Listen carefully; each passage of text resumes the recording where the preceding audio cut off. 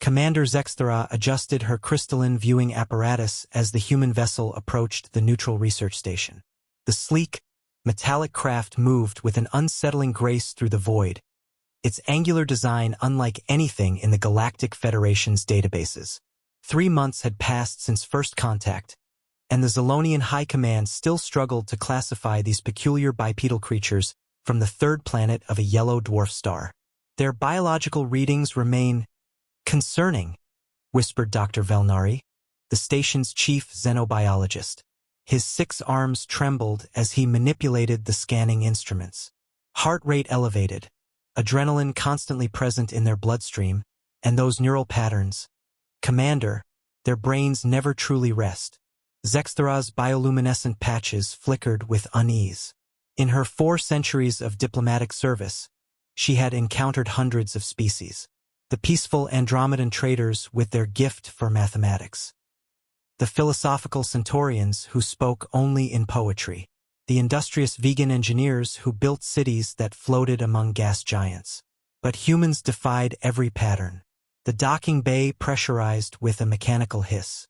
Through the observation deck, Zexthera watched 3 humans emerge from their vessel.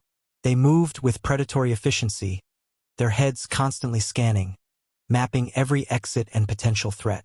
Even in this moment of supposed peaceful contact, their hands remained near the strange metallic objects attached to their hips.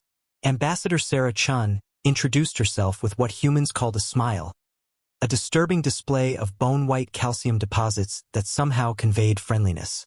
Her companions, identified as Security Chief Rodriguez and Dr. Patel, arranged themselves in a defensive triangle formation without appearing to coordinate the movement. The formal proceedings began in the station's main chamber. Representatives from 12 species had gathered for this historic first diplomatic summit. The ethereal gossamer delegation floated in their containment fields. The rock-like Plutonians sat in perfect stillness. The amphibious Aquarians bubbled quietly in their mobile pools. Then Ambassador Chun began to speak about her species' history. Humanity emerged from a death world, she explained with casual pride. Gravity 1.3 times standard, atmospheric pressure at dangerous levels, surface temperature fluctuations that would kill most species.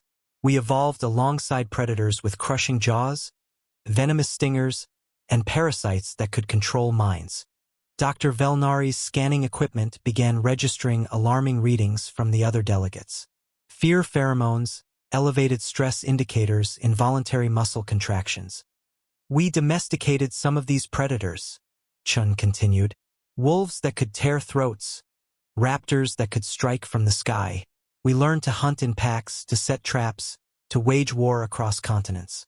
By the time we developed agriculture, we had already driven dozens of megafauna species to extinction. The gossamer delegate's containment field flickered. One of the Aquarians began hyperventilating, creating frantic bubbles in their breathing apparatus. Our planet taught us that survival required constant vigilance. We learned to see enemies everywhere, to strike first, to never show weakness. When we finally achieved spaceflight, we brought these instincts with us. Zexthera felt her chromatophores shifting to deep purple, the color of species-wide terror. The humans weren't just survivors. They were the end result of millions of years of evolutionary pressure that had forged the perfect predator. But surely, interjected the Centaurian poet ambassador, your species has evolved beyond such primitive instincts? Dr. Patel stepped forward, his scanner already analyzing the biosignatures of everyone present.